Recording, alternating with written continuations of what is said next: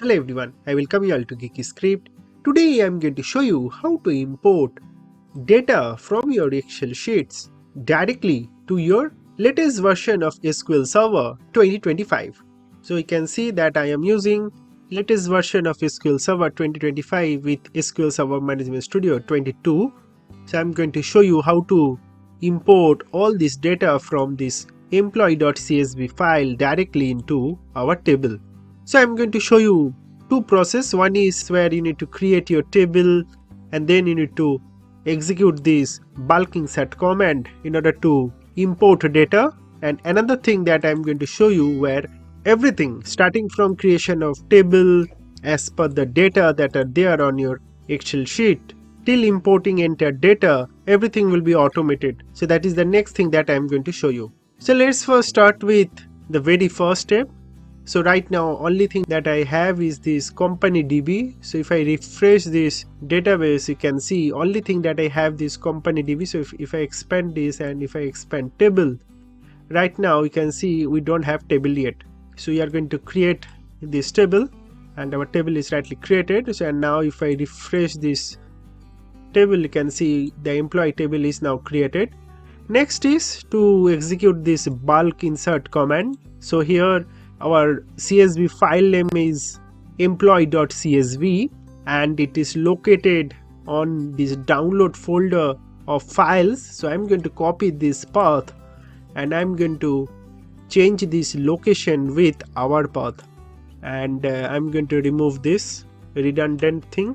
So see users, our username, and then downloads file employees.cv. So this is where our employee.csv file is located and we are going to now do bulk insert into our table.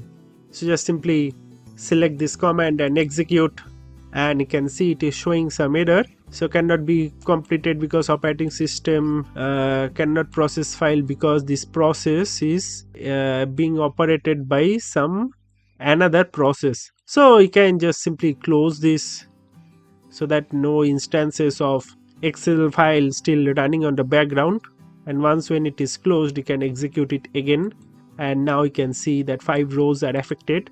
So if you do the select star from dbo.employees, and now you can see whatever was there on that CSV file, so that now got entered to our table.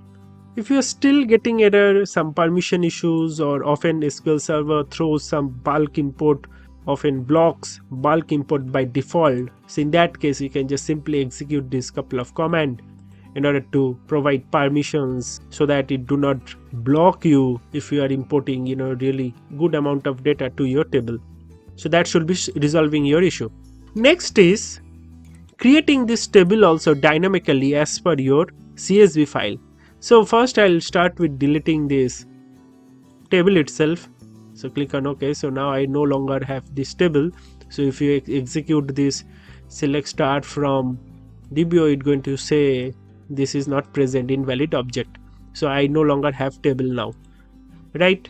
So now let's see how we can import it and we can create our table also dynamically. So again, first is this declaration. So here you need to provide your exact file path. So I'm going to again copy it and going to replace that location with our own path.